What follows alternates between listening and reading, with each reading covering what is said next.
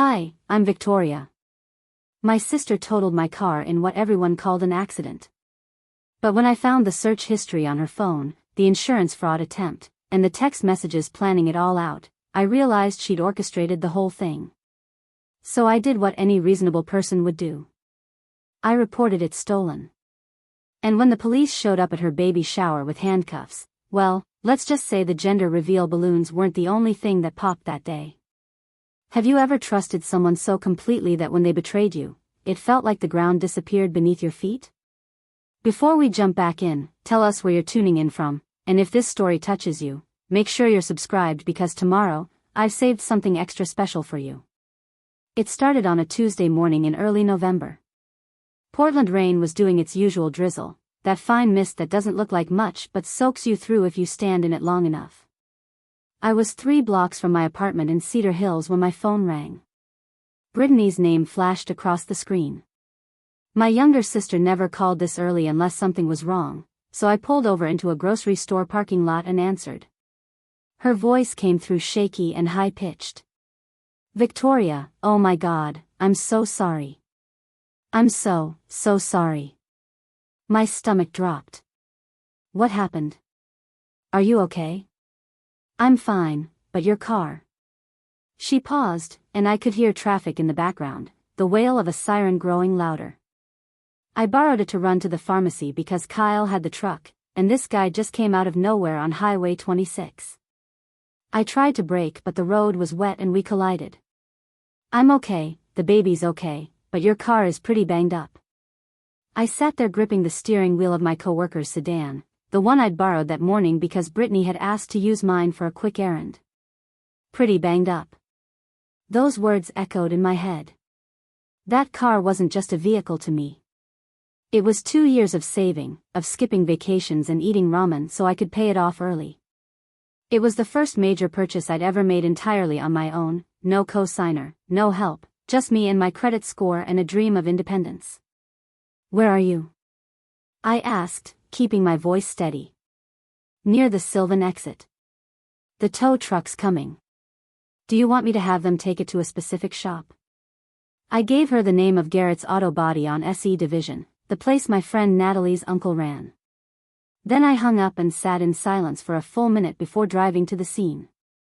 When I got there, my heart sank. The entire front end of my silver Honda Accord was crumpled like a tin can.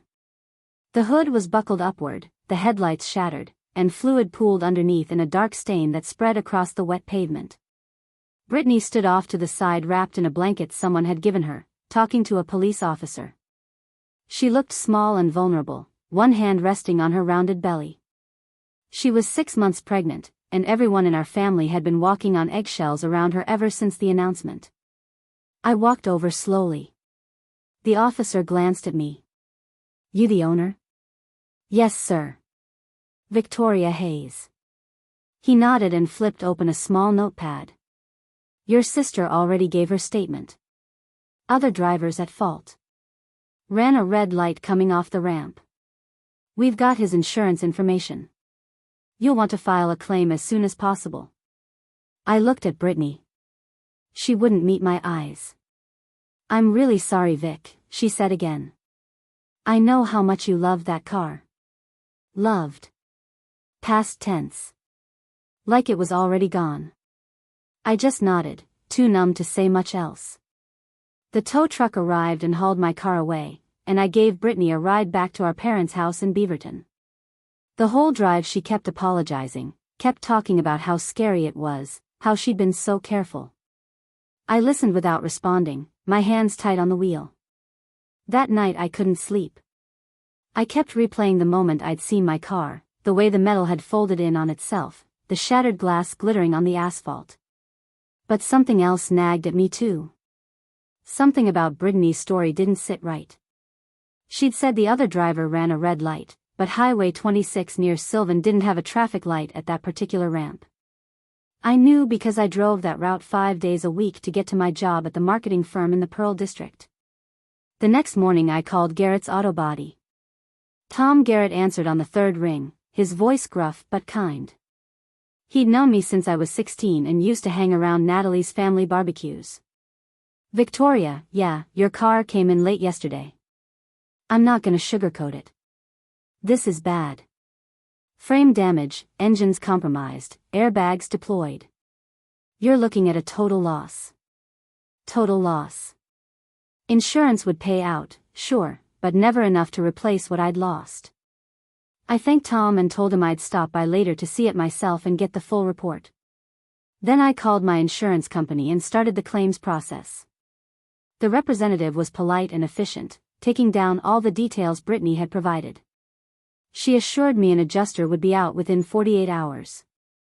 I sat at my kitchen table after the call ended, staring at the keychain that usually held my car keys.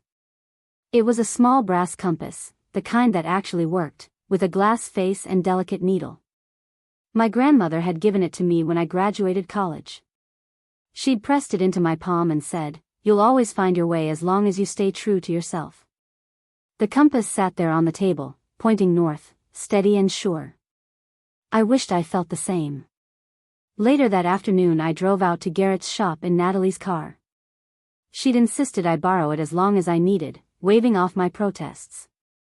Tom met me in the garage bay where my Honda sat under fluorescent lights.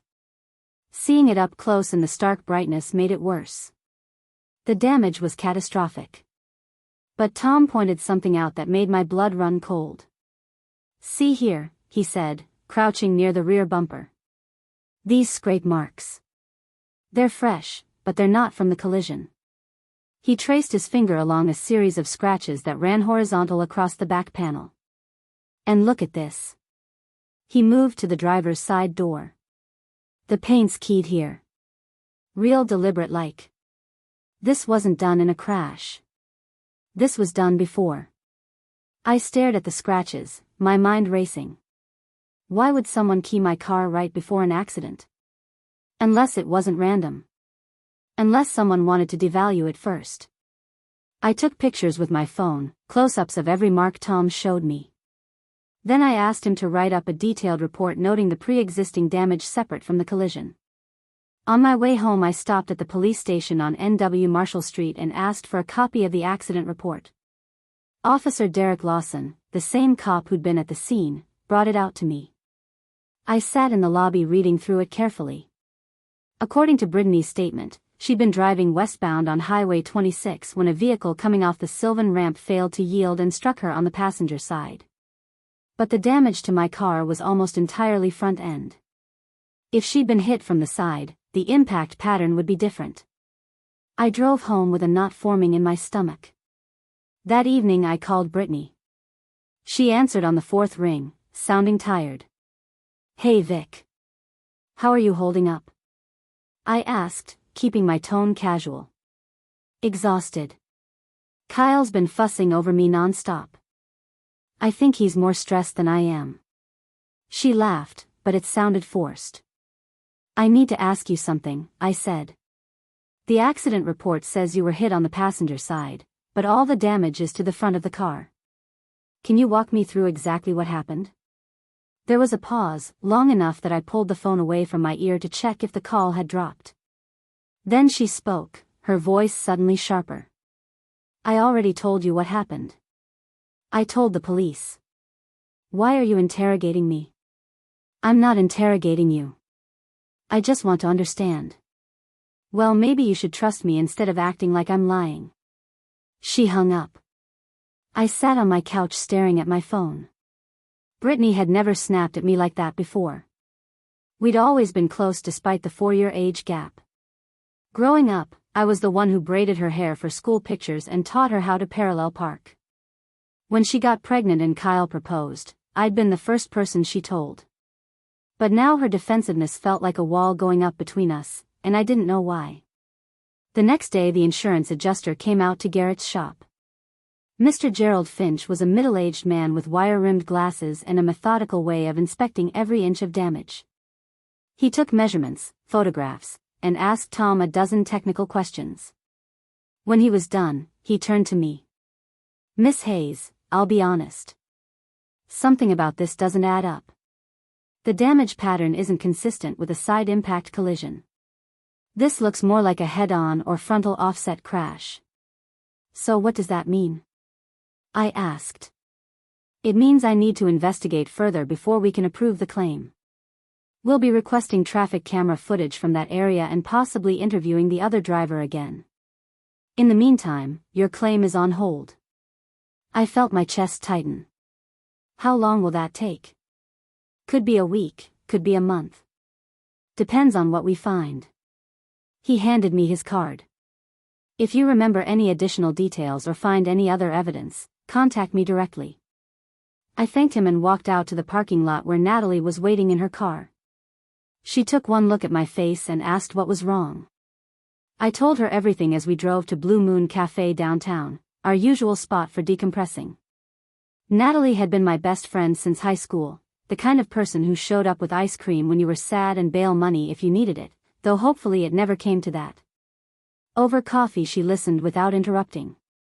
When I finished, she leaned back and crossed her arms. Vic, I love you, but I'm gonna say something you might not want to hear. What if Brittany did this on purpose?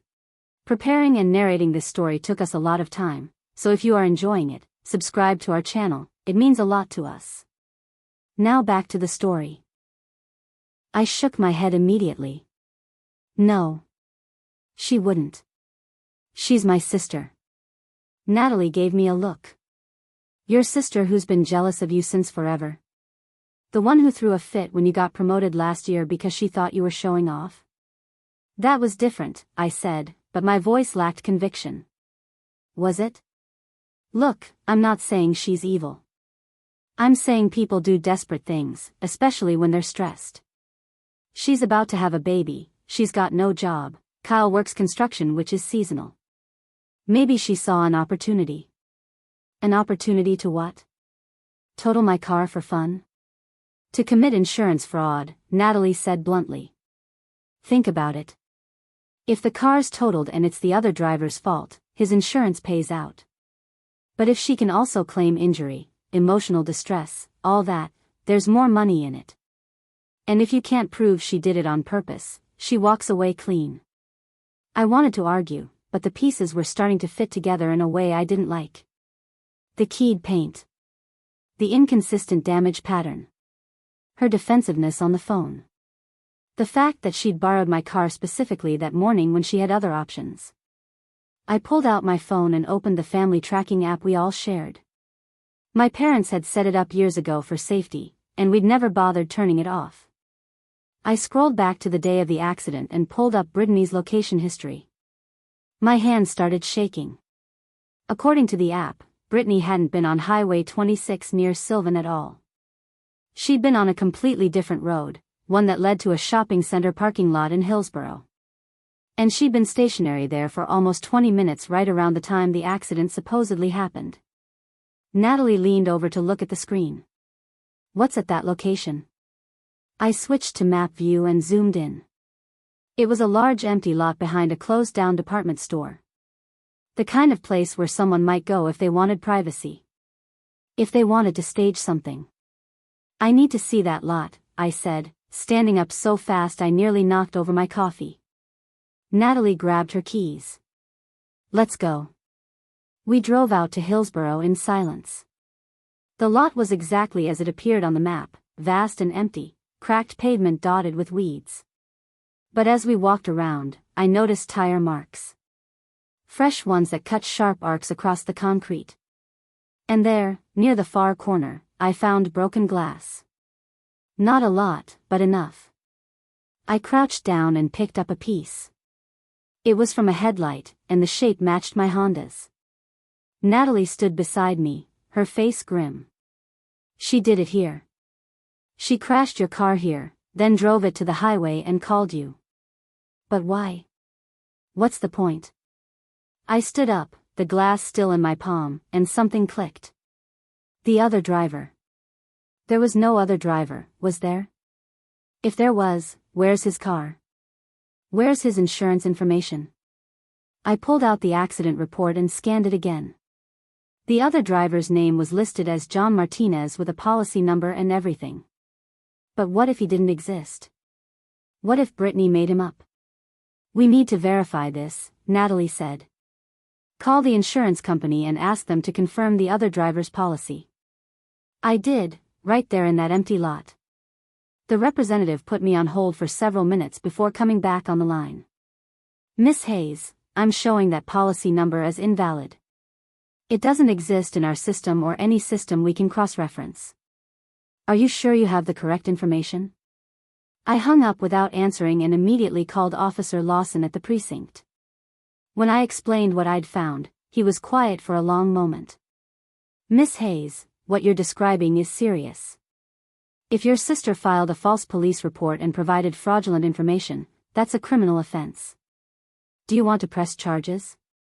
I looked at Natalie. She nodded. Yes, I said. I want to press charges. The next few days were a blur. Officer Lawson opened an official investigation. I turned over all my evidence, the location data, the photos from Tom's shop, the broken glass from the lot, the invalid insurance information. I also requested my phone records, which showed that Brittany had called me from Hillsborough, not from Highway 26 like she'd claimed. Each piece of evidence built on the last, creating a picture I didn't want to see but couldn't ignore. Sergeant Lisa Moreno took over the case. She was a sharp-eyed woman in her 40s with a reputation for being thorough. She interviewed Tom, reviewed traffic camera footage from the actual Highway 26 area which showed no accident at the time and location Brittany had reported, and brought in a collision reconstruction expert. Within a week, she had enough to bring Brittany in for questioning. I wasn't there when it happened, but Sergeant Moreno called me afterward. Your sister maintained her story at first, but when we showed her the evidence, she broke down. She admitted to staging the accident. She'd panicked about money, saw your car as an easy target, and thought she could make it look legitimate. She never intended for it to go this far. What happens now? I asked, my voice barely above a whisper. She's being charged with insurance fraud, filing a false police report, and destruction of property. Given that it's her first offense and she's pregnant, she might get probation and restitution, but that's up to the DA and eventually a judge. I hung up and sat in my apartment as the rain pattered against the windows. My sister had done this. Not accidentally, not in a moment of poor judgment, but deliberately. She'd planned it, executed it, and lied to everyone, including me. And the worst part was that our parents were already calling me, begging me to drop the charges, to think about the baby, to remember that family comes first. But what kind of family destroys each other's lives and expects forgiveness without consequence? 3 weeks later, Brittany's baby shower was scheduled at the garden room in Laurelhurst Park. My mother had been planning it for months, sending out invitations printed on thick cream cardstock with little gold rattles in the corners. I hadn't planned on going. In fact, I'd already RSVP'd no. But then Sergeant Moreno called me the morning of the shower. Miss Hayes, we have a warrant for your sister's arrest. The DA fast-tracked the charges given the evidence. We're planning to execute it today. I thought you should know. My first instinct was to warn Brittany, to give her a chance to turn herself in quietly. But then I remembered the keychain compass sitting on my kitchen counter, my grandmother's words about staying true to myself. Brittany had made her choices. Now she had to face them. Where will you be making the arrest? I asked. Sergeant Moreno hesitated. We tracked her phone. Looks like she's at some kind of event at Laurelhurst Park. We'll be discreet. I made a decision in that moment that I knew would fracture my family beyond repair. I'm going to be there, I said. At the baby shower. I want to see this through. There was a pause. That's your right, Miss Hayes. We'll see you there. I got dressed carefully, choosing a simple navy dress and flat shoes. I pulled my hair back and looked at myself in the mirror. The woman staring back looked tired but resolute.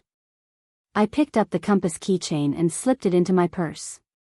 Then I drove to Laurelhurst Park. The garden room was decorated exactly as my mother would have wanted. Pastel pink and blue everywhere, a banner that read, "Oh baby," stretched across one wall, tables laden with finger sandwiches and petit fours. Brittany sat in the center of it all, perched on a white wicker chair like a queen holding court, opening gifts while friends and relatives cooed over tiny onesies and stuffed animals. She saw me walk in and her face went pale. I didn't look away. I found a seat in the back and waited. The party continued around me, laughter and chatter filling the room. My mother kept glancing at me nervously, clearly unsure why I'd come. Kyle, Brittany's fiancé, stood near the gift table looking uncomfortable. He was a decent guy caught in a nightmare not of his making. I almost felt sorry for him. Almost. 20 minutes into the gift opening, the door opened and Sergeant Moreno walked in, flanked by Officer Lawson. The room went quiet. Everyone turned to look. Brittany stood up slowly, one hand on her belly, her eyes wide. "Brittany Hayes?" Sergeant Moreno asked, though she clearly knew the answer. "Yes?" Brittany's voice cracked. "You're under arrest for insurance fraud, filing a false police report, and criminal mischief. Please turn around and place your hands behind your back." The room erupted. My mother screamed. Kyle rushed forward but Officer Lawson held him back. Friends gasped and whispered. Brittany looked at me across the crowd, her eyes filling with tears. "You did this," she said. "How could you?" I stood up. "You did this to yourself." Sergeant Moreno read Brittany her rights as she cuffed her, keeping her movements gentle because of the pregnancy. The whole scene felt surreal, like watching a movie instead of living through it. As they led Brittany toward the door, she twisted back one more time. "I'm your sister. Family is supposed to forgive." I walked closer, stopping just a few feet away. Family is also supposed to not destroy each other's lives for money. Forgiveness doesn't mean erasing consequences. And with that, I watched as my sister was escorted out of her own baby shower, past the pink and blue balloons, past the gifts she'd never get to finish opening, past the life she'd built on lies. The door closed behind them, and the room stayed frozen in shocked silence. My mother rushed over to me, her face red and tear-streaked. "How could you do this to her?" "To us?" "She's pregnant, Victoria." "Pregnant women don't get a free pass to commit crimes," I said quietly. "She made her choices. Now she has to live with them."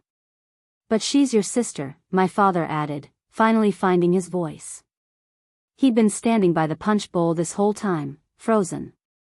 "Doesn't that mean anything to you?" "It means everything," I said, and I felt my voice start to shake. "It means I trusted her with something I worked 2 years to earn. It means I believed her when she said it was an accident. It means I gave her chance after chance to tell the truth. And instead, she lied, she manipulated, and she tried to steal from me.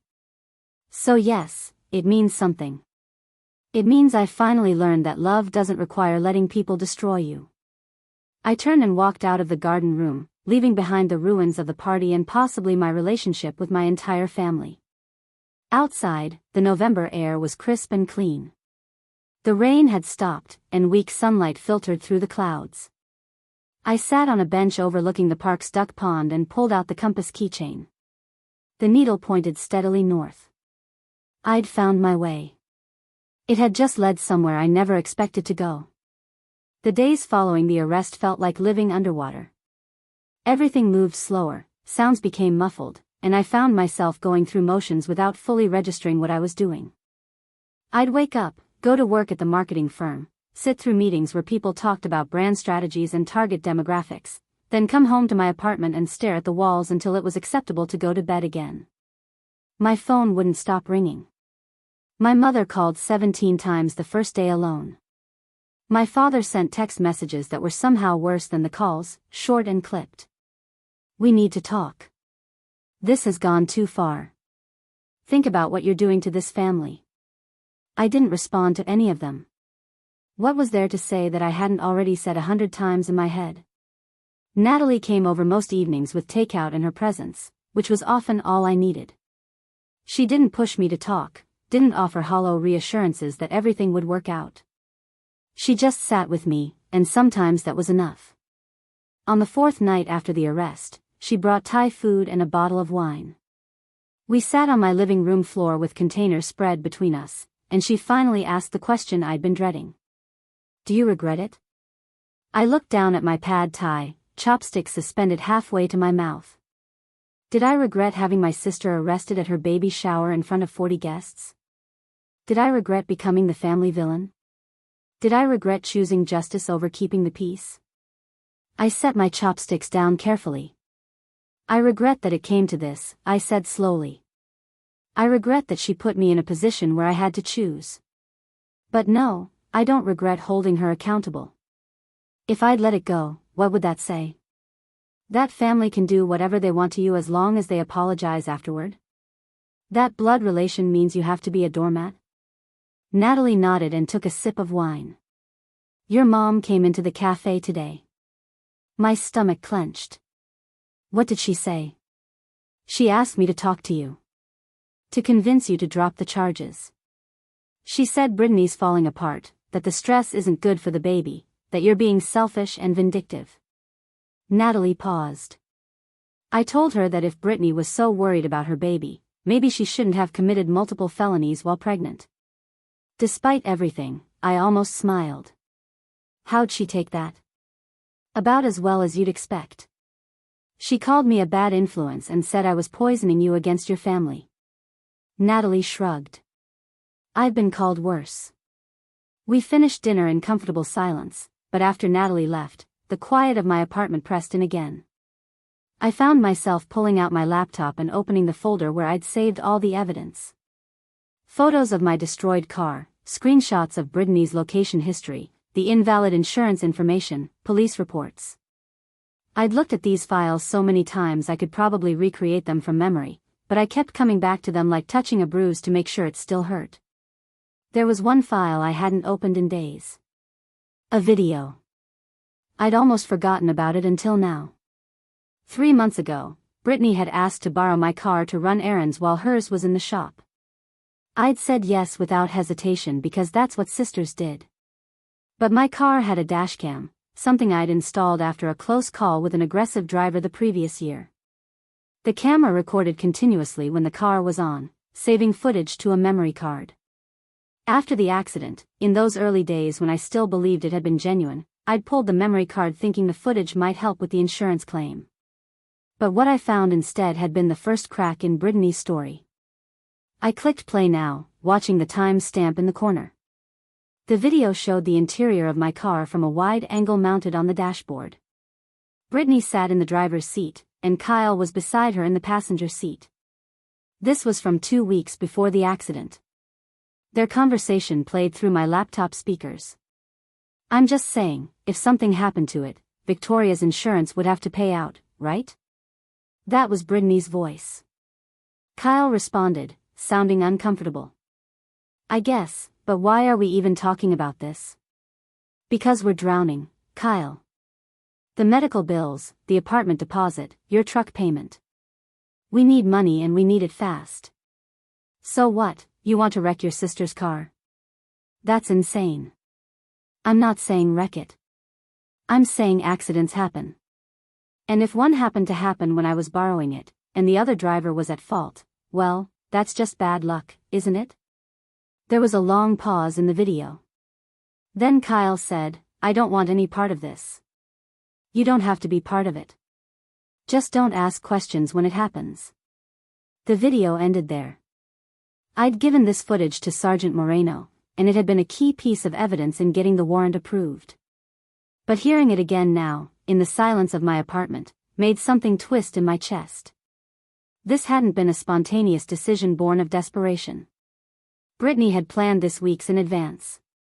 She'd sat in my car, the one I'd trusted her with, and plotted how to destroy it. My phone buzzed. A text from an unknown number. I almost deleted it without reading, assuming it was another family member using a different phone to get through to me. But something made me open it. This is Kyle. Can we meet? I need to talk to you about Brittany. Please. I stared at the message for a long time. Kyle had been at the baby shower, had seen his fiancée arrested, had presumably been dealing with the aftermath. What could he possibly want to say to me? Part of me wanted to ignore it, to maintain the walls I'd built. But another part, the part that remembered Kyle as a decent person caught in Brittany's schemes, was curious. Blue Moon Cafe. Tomorrow at noon, I typed back. His response came immediately. I'll be there. Thank you. I didn't sleep well that night. I kept playing out scenarios of what Kyle might say. Would he beg me to drop the charges? Threaten me? Try to explain Brittany's actions in a way that would somehow make them acceptable? By the time morning came, I was exhausted and jittery from too much coffee consumed too early. Work dragged. I sat through a client presentation about rebranding a local restaurant chain, nodding at appropriate moments while my mind was elsewhere. My boss, a sharp woman named Claire who missed nothing, pulled me aside afterward. Victoria, I know you've been dealing with some personal issues. If you need time off, just say the word. I'm fine, I said automatically. You're not, and that's okay. But don't burn yourself out trying to pretend otherwise.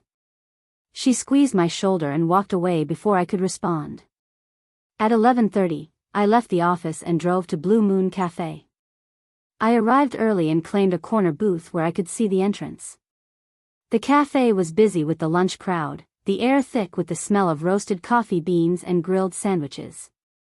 I ordered a green tea I didn't really want and waited. Kyle walked in at 12 on the dot. He looked terrible. His eyes were shadowed, his usual neat appearance rumpled. He'd lost weight, I realized, his face thinner than I remembered. He spotted me and made his way over, sliding into the booth across from me without saying anything at first. Thanks for meeting me, he finally said. His voice was hoarse. What do you want, Kyle? He winced at my directness but pressed on. I want you to know that I didn't know. About the planning, I mean. I knew she was stressed about money. I knew she was worried about the baby and how we'd afford everything. But I swear to you, Victoria, I didn't know she was actually going to go through with wrecking your car. You were in the car when she talked about it, I said flatly. I have the dashcam footage. You heard her lay out the whole plan. I heard her spitball a crazy idea that I told her was insane. I thought she dropped it. I thought we'd figure something else out. He ran his hands through his hair. When she called me that day and said she'd been in an accident with your car, I believed her. I rushed to the scene. I held her while she cried. I never thought. He trailed off. You never thought your fiancé was capable of fraud and destruction of property? I never thought she'd actually hurt someone she loved to solve a problem. But I was wrong. He leaned forward, his eyes pleading. I'm not here to ask you to drop the charges. I know you won't, and honestly, I don't think you should. Brittany did this. She has to face the consequences. Then why are you here? Because I need you to know that I'm leaving her. The words hung in the air between us. I hadn't expected that. You're leaving her? She's 6 months pregnant with your child. I know. And I'll be there for the baby. I'll pay child support, I'll be as involved as the courts allow. But I can't marry someone who would do what she did.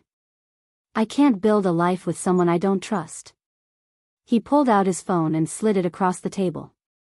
I found these after the arrest. Read them. I picked up the phone. The screen showed a text conversation between Brittany and someone named Michelle, one of her friends from college.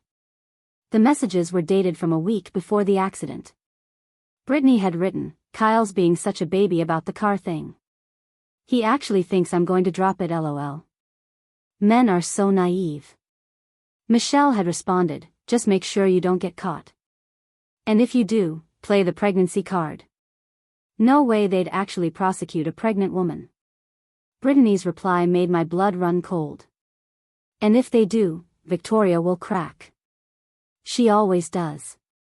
She's too soft to actually follow through with anything serious. I slid the phone back across the table. She thought I wouldn't go through with it. She thought you loved her too much to hold her accountable. She's been counting on that your whole life. Kyle took the phone and pocketed it. I gave copies of these messages to Sergeant Moreno. They're evidence of premeditation and intent. But I wanted you to see them too. I wanted you to know that you did the right thing, even though I'm sure it doesn't feel like it. It doesn't, I admitted. It feels like I blew up my entire family. Your family blew itself up the moment they enabled Brittany's behavior instead of checking it. Your parents have been making excuses for her since she was a kid, haven't they? Letting her off easy while you had to toe the line and be the responsible one. He was right, though I'd never articulated it quite that way. Growing up, Brittany had been the baby, the one who got away with things because she was younger, because she was more sensitive, because discipline might hurt her self-esteem. Meanwhile, I'd been held to rigid standards. When I got a B on a test, it was a disappointed conversation about applying myself. When Brittany got a D, it was sympathy and assurances that school wasn't for everyone. What are your parents saying? I asked. They're furious with you, if I'm being honest. Your mom especially. She's convinced you orchestrated this whole thing out of jealousy because Brittany was getting attention for the pregnancy. Kyle shook his head. I tried to explain that you had documented evidence, that Brittany admitted to everything, but she doesn't want to hear it. She's planning to hire a lawyer to fight the charges. Of course she is. I felt suddenly very tired. Let me guess, she expects me to help pay for it because family sticks together. She did mention something about how you owe Brittany for all the times she was there for you growing up. Kyle's expression made it clear what he thought of that reasoning. For what it's worth, I told her that was manipulative garbage. She didn't take it well. We sat in silence for a moment. The cafe bustled around us, people laughing and chatting, living normal lives untouched by betrayal and broken trust. I envied them. What are you going to do now? I asked. Find my own place. Focus on work. Prepare to be a single dad, I guess. He attempted a weak smile. Figure out how to co-parent with someone I can barely stand to look at. Should be fun. I'm sorry you're in this position. Don't be. I chose to be with her. I ignored red flags because I loved her, or thought I did. Turns out love isn't enough when the person you love is willing to destroy other people to get what they want. He stood up. I should go. I just wanted you to hear it from me. That you're not the villain here, no matter what your family says. After Kyle left, I sat in the booth for another hour, nursing my cold tea and thinking about everything he'd said. My phone buzzed periodically with messages I didn't read. When I finally left the cafe, the afternoon sun had broken through Portland's typical cloud cover, casting everything in sharp golden light that felt too cheerful for my mood. I drove to Garrett's auto body without consciously deciding to. Tom was in his office doing paperwork when I walked in. He looked up and immediately stood, wiping his hands on a rag. Victoria. Wasn't expecting you today. Everything okay? Can I see it? The car? He hesitated, then nodded. Yeah. Come on. We walked through the shop to the back lot where totaled vehicles waited for insurance decisions or scrapyard pickups. My Honda sat in the far corner, looking even worse than I remembered. In the weeks since the accident, weather and time had added rust to the damage. It looked like a corpse, something that had once been alive and useful now reduced to twisted metal and broken glass. Insurance finally processed everything, Tom said quietly. They're sending the payout next week. After that, this goes to salvage. I walked around the car slowly, running my fingers along the crumpled hood. This car had represented freedom to me. The ability to go where I wanted, when I wanted, without asking permission or waiting for someone else's schedule. It had been proof that I could work hard and achieve something tangible. And Brittany had destroyed it because she needed money and saw my things as available for her use. Tom, when you first looked at this, you said the damage wasn't consistent with the story Brittany told. What made you notice that? He scratched his jaw, thinking. Couple things. The impact pattern was wrong for a side collision. The front-end damage suggested she'd either hit something head-on or had been hit head-on, but the angle was off for highway speeds. And those scratches on the side, the keying, that was personal. Somebody wanted to hurt this car specifically, not just damage it in an accident. Could you tell it was deliberate? That someone crashed it on purpose? I suspected. Seen enough accidents to know the difference between genuine collisions and staged ones. The way the metal folded, the distribution of the damage, even the location of the debris field. It all pointed to a controlled crash at relatively low speed. Maybe 20-25 miles per hour. Enough to total the car but not enough to seriously injure the driver. He paused. I'm real sorry it was your sister who did this to you. Me too. I left the shop as the sun was setting, painting the sky in shades of orange and purple. Traffic was heavy with the evening commute, and I let myself get caught in it, just another anonymous car in a river of headlights and taillights. When I finally got home, I found something taped to my apartment door. An envelope, cream-colored and expensive-looking. My name was written across it in my mother's careful cursive. Inside was a single sheet of matching stationery. The message was brief. Family meeting at the house Sunday at 2. Your presence is expected. We need to discuss how to move forward from this situation you've created. Mom and Dad. This situation I'd created. Not Brittany's fraud. Not her lies. My refusal to be a victim was the problem. I crumpled the note and threw it in the trash. Then I pulled it back out, smoothed it flat, and took a picture of it. Documentation. I was learning to document everything. Sunday arrived gray and drizzling, typical November weather. I dressed carefully in jeans and a sweater, refusing to treat this like a formal occasion that deserved effort. At 1:30, Natalie texted. Want backup? I considered it, then declined. This was something I needed to face alone. The drive to my parents' house in Beaverton took 20 minutes. I'd grown up on Maple Ridge Drive, in a modest ranch-style home with a big backyard and a maple tree that dropped helicopters every spring. The house looked exactly the same as it always had, though I noticed my father had finally painted the shutters like my mother had been asking him to do for 3 years. I parked on the street and sat in Natalie's borrowed car for a moment, gathering my courage. Through the front window, I could see movement inside. My parents, probably Brittany unless she was still in custody. I hadn't checked. I didn't want to know. The front door opened before I could knock. My father stood there, looking older than I remembered. When had his hair gotten so gray? Victoria. Come in. The living room had been arranged like a courtroom. My parents sat on the couch, united front. Brittany sat in the armchair by the window, her baby bump prominent under a loose dress. She looked up when I entered, and I saw tears already streaming down her face. Performative tears, I realized. The kind meant to manipulate. Sit down, my mother said, gesturing to the chair across from them. I remained standing. I'll stand, thanks. My mother's mouth tightened. We asked you here to discuss resolving this situation as a family. Brittany has something she wants to say to you. Brittany dabbed at her eyes with a tissue. Victoria, I'm so sorry. I made a terrible mistake, and I know I hurt you. But I was desperate and scared, and I wasn't thinking clearly.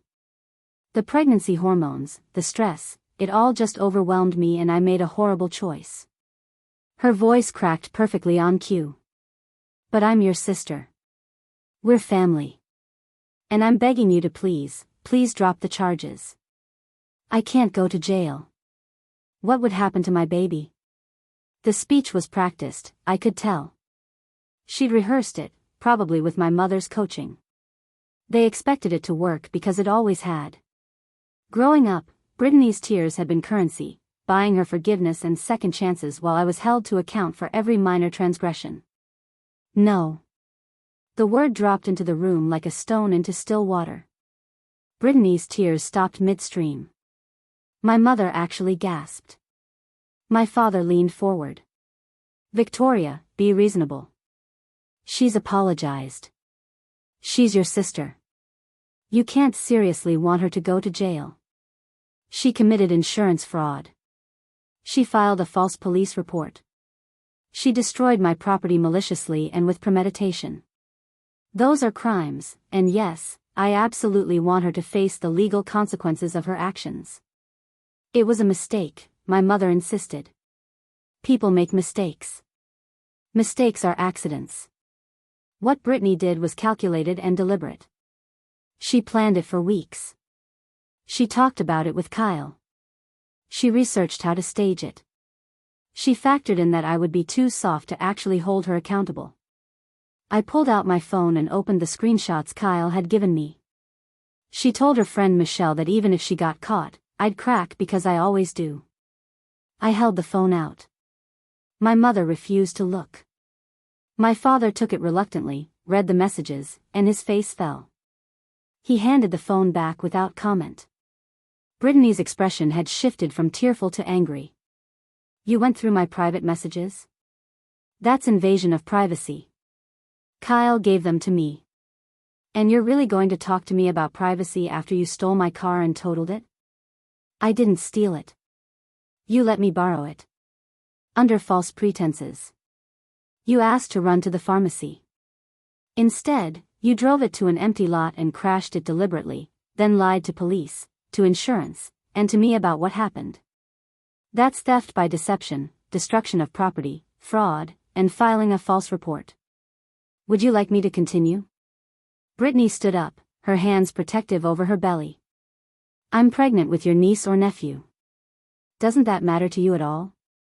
That baby matters. Which is why you should have thought about it before committing multiple felonies while pregnant. Your child deserves a mother who makes good choices, and right now you're not that person. How dare you, my mother hissed. How dare you stand there and judge your sister when you've never had to struggle the way she has. You've always had everything easy, the good job, the nice apartment, the perfect life. You don't know what it's like to be desperate. Something in me snapped. Easy? You think my life has been easy? I worked 2 jobs through college while Brittany got her tuition paid because she couldn't be bothered to maintain the GPA for scholarships. I paid off my car loan in 2 years by skipping meals and living on ramen. I've covered Brittany's car insurance, her phone bill, even her rent when she got fired last year. I've been the responsible one my entire life, and you know what I got for it? Taken for granted. Expected to keep giving while Brittany kept taking. My father finally spoke, his voice weary. That's not fair, Victoria.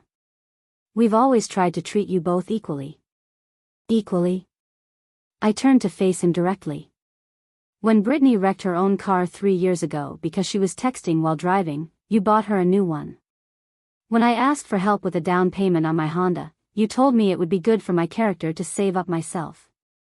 When she dropped out of community college after 1 semester, you said education wasn't everything. When I got my marketing degree, you didn't even come to my graduation because it conflicted with Brittany's friend's wedding.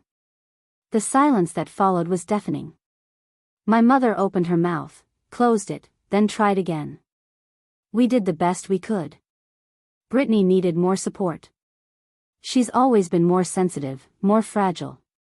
You were always so strong and independent.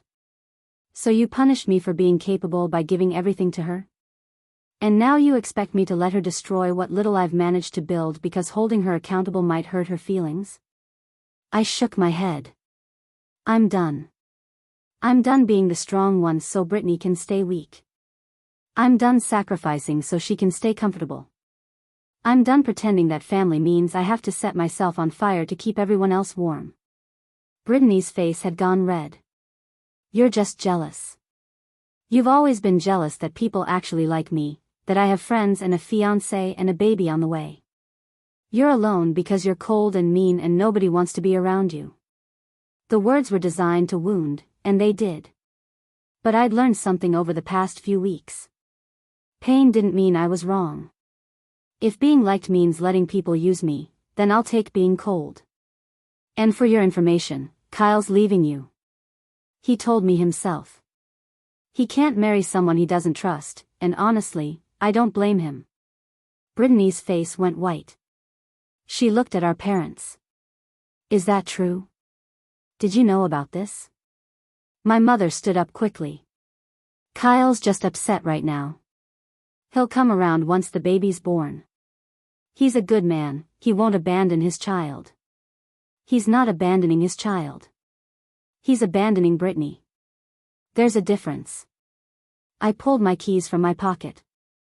I came here because you asked me to. I listened to what you had to say. Now I'm leaving, and I'm not coming back until everyone in this room understands that what Brittany did was wrong and that I have every right to pursue legal action.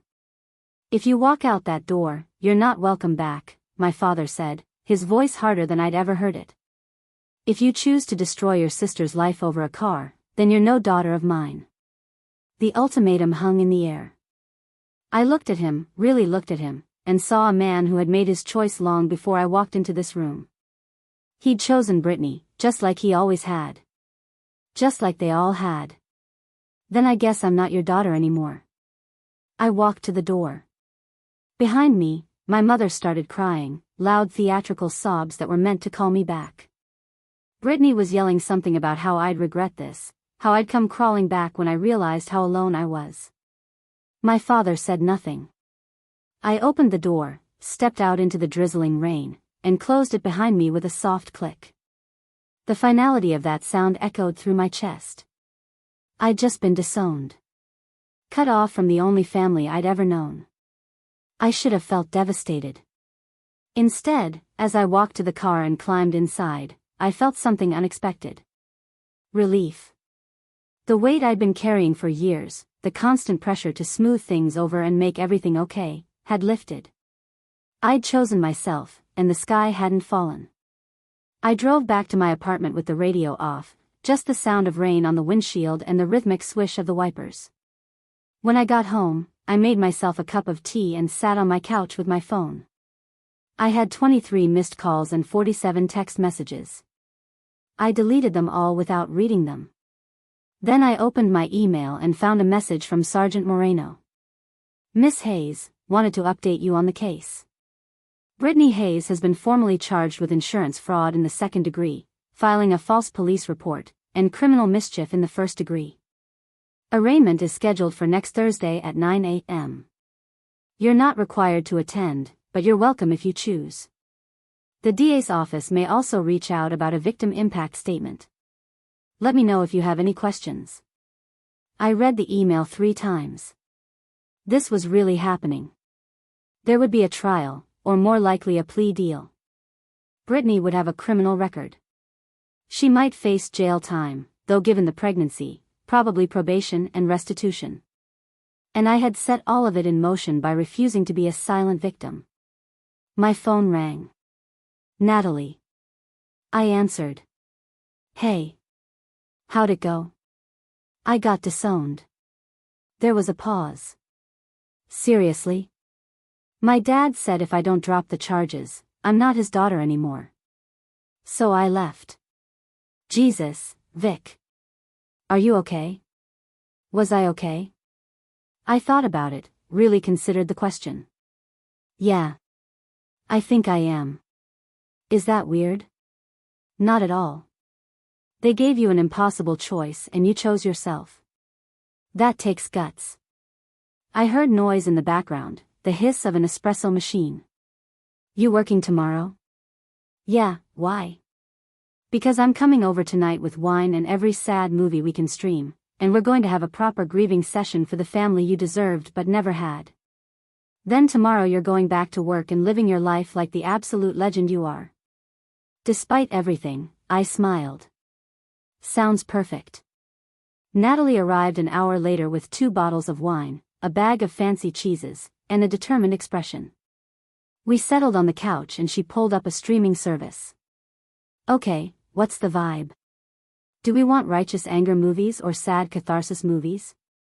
Is there a category for women choosing themselves movies? Oh, I can work with that. She scrolled through options. Fried green tomatoes? Thelma and Louise?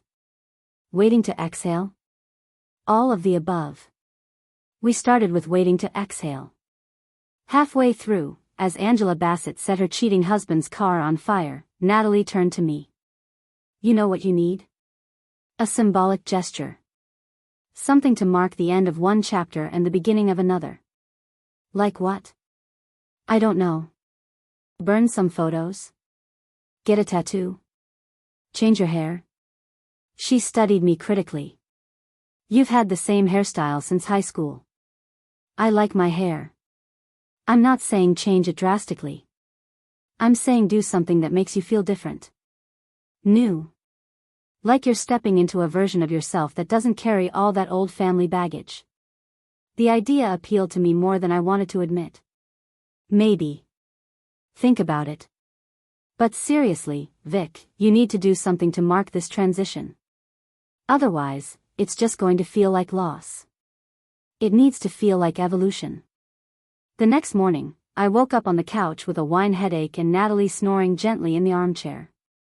Sunlight streamed through the windows, surprisingly bright for November in Portland. I made coffee quietly and stood at the window looking out at the street below. People were already out, walking dogs and jogging and living their Monday morning lives.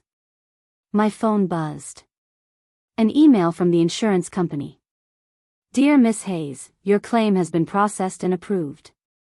A check for the agreed-upon value of your vehicle will be mailed to your address on file within 5 to 7 business days. We apologize for the delay in processing and any inconvenience this situation has caused. The agreed-upon value was $12,000. Not enough to replace my car with an equivalent model, but enough for a substantial down payment. I'd need to start car shopping soon. The thought should have excited me, but instead, I felt hollow.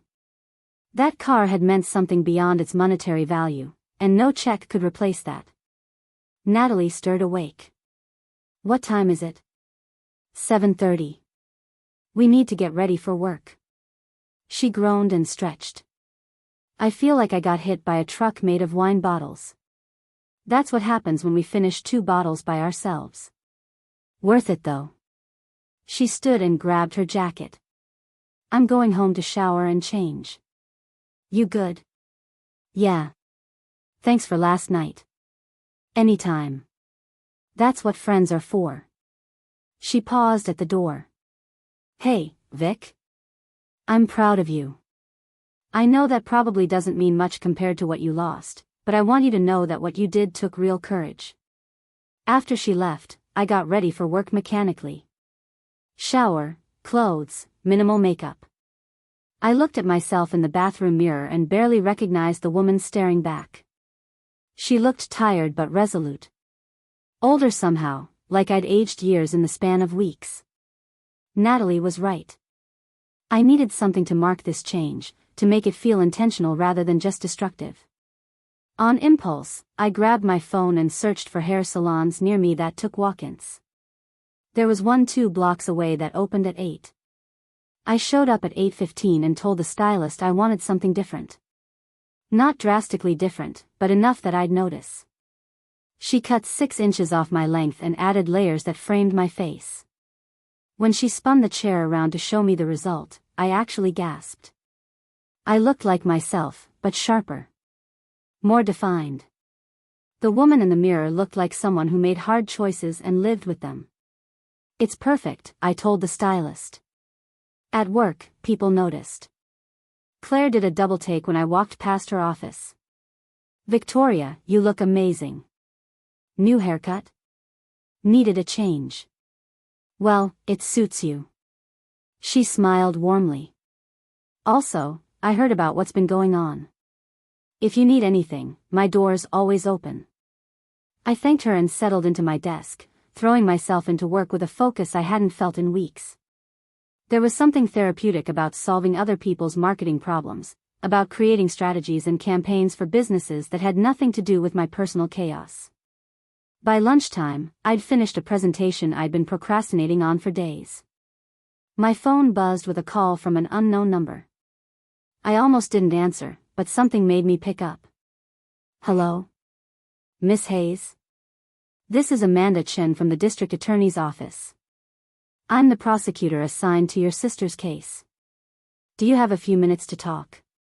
My heart rate picked up. Yes, of course. I wanted to reach out personally to discuss how we're proceeding. Your sister's attorney has approached us about a plea deal. Before we move forward with any negotiations, I wanted to get your input as the victim in this case. What kind of plea deal? They're proposing pleading guilty to criminal mischief in the first degree in exchange for dropping the fraud and false report charges. Sentencing would likely be 2 years probation, community service, and full restitution for the value of your vehicle plus any other documented losses. So she'd avoid jail time completely? Given that this is her first offense and she's currently pregnant, yes, incarceration is unlikely even if we took this to trial and won on all counts. The plea deal would give us a guaranteed conviction and ensure you receive financial compensation. I thought about it. Part of me wanted to push for the harshest possible punishment, to make Brittany face every consequence of her actions. But another part, the pragmatic part, recognized that a plea deal meant certainty. A trial could go either way, and even if we won, the sentencing might not be any harsher. What's the restitution amount? Based on the documentation you provided, we're looking at $12,000 for the vehicle value, approximately $3,000 in rental car costs and other expenses, and $2,000 for the increased insurance premiums you'll face. Total of $17,000. $17,000 that Brittany didn't have. How would she pay that? Payment plan, most likely. The court would set up a structure, probably monthly installments over the course of her probation. If she fails to pay, that would be a probation violation and could result in jail time. And she'd have a criminal record? Yes. The conviction would be on her record permanently. It would show up on background checks for employment, housing, anything that requires disclosure of criminal history. That alone was significant. Brittany had been working as a receptionist at a dental office before the pregnancy. With a fraud conviction, finding similar work would be difficult. What happens if I say I want to proceed to trial instead? That's your right. But I have to be honest with you, Miss Hayes. Trials are unpredictable. Juries can be sympathetic to pregnant defendants. Her attorney would absolutely play up the desperation angle, the pregnancy hormones, the first-time offender status. We have a strong case, but there's no guarantee we'd get a conviction on all charges. I leaned back in my desk chair, staring at the ceiling tiles. Can I think about it? Of course. I need an answer by end of business Friday. Take your time and call me if you have any questions. After we hung up, I sat in silence for a long time. The office hummed around me with the sounds of phones ringing and keyboards clicking and people discussing weekend plans. Normal office life, something I'd taken for granted before my world imploded. Now even this felt foreign, like I was watching other people live while I existed in some parallel dimension of consequences and choices. I called Natalie during my lunch break and explained the situation. She listened without interrupting, then said, "What do you want to happen?" Not what's practical or strategic. What would make you feel like justice was served? I want her to understand what she did. I want her to actually comprehend that her actions had real consequences for a real person and that she can't just cry and apologize her way out of it. I paused. But I don't know if jail time would accomplish that. She'd just be resentful and blame me for ruining her life. She wouldn't actually learn anything. So the plea deal gives you financial restitution and a criminal record that follows her. That seems like accountability. It does. But part of me feels like I'm letting her off easy by agreeing to it. You're not letting her off anything. She's still facing consequences. They're just consequences that are proportional and realistic given the situation. Natalie's voice softened. Vic, there's no perfect answer here. Any choice you make is going to feel incomplete because what you really want is for this to have never happened. But you can't have that. So you choose the option that gets you closest to justice while letting you move forward. She was right, as usual. The plea deal meant Brittany would be convicted, would have a criminal record, would owe me $17,000, and would spend 2 years on probation where any misstep could land her in jail. That was accountability. It wasn't perfect, but nothing about this situation was ever going to be perfect. Thursday morning arrived with the kind of cold clarity that only late November in Portland could provide. The arraignment was at 9, and I'd decided to attend. Not because I needed to see Brittany in court, but because I needed to see this through. To witness the legal system acknowledging that what happened to me mattered. I dressed in a black pantsuit that I usually reserved for important client meetings. Professional armor. Natalie had offered to come with me, but I'd declined. This was something I needed to do alone. The courthouse was downtown, an imposing concrete building that looked exactly like every courthouse in every legal drama I'd ever watched. Security was tight. I emptied my pockets, walked through the metal detector, and followed the signs to the correct courtroom. I slipped into the back row of the gallery just as proceedings were starting. Brittany sat at the defense table with her attorney, a middle-aged man in an expensive suit who was probably costing my parents a fortune. She wore a conservative dress and had pulled her hair back in a neat bun. She looked small and scared and very pregnant. Our eyes met across the courtroom. For a moment, I saw my little sister, the girl I'd taught to ride a bike and helped with homework and protected from playground bullies. Then I remembered the text messages, the deliberate planning, the casual certainty that I wouldn't fight back.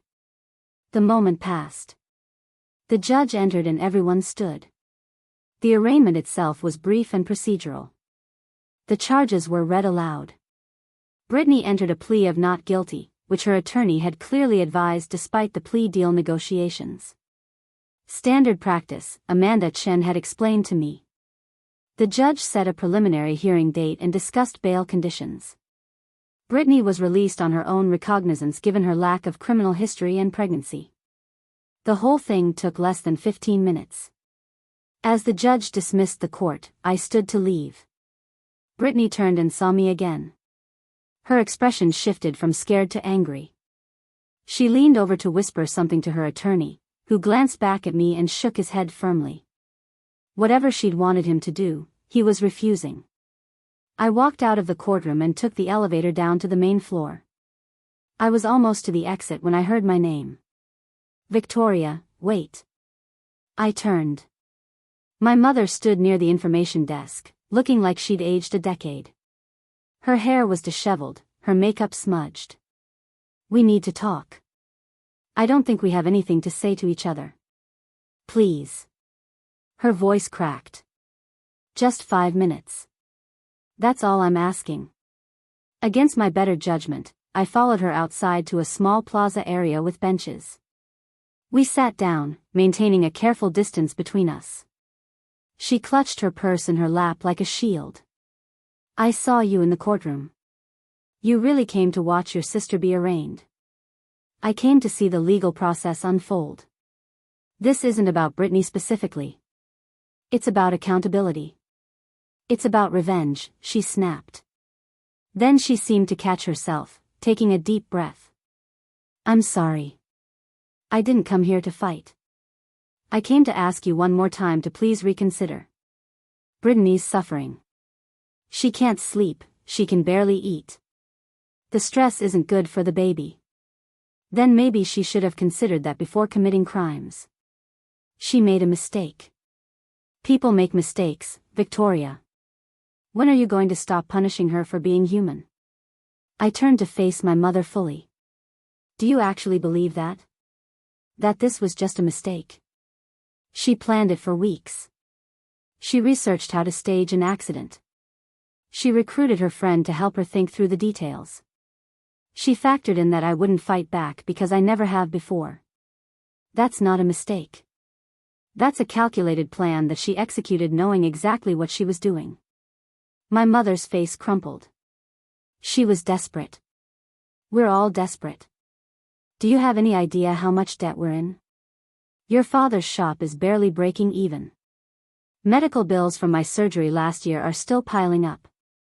We've been helping Brittany because she has nothing. And you've always been fine. You have a good job, a nice apartment. You don't need help. So you decided I could afford to lose my car? That I didn't deserve consideration because I was doing well? The realization hit me with stunning clarity. You all saw me as a resource to be exploited rather than a person to be valued. That's not fair. Isn't it? When have you ever asked me how I'm doing?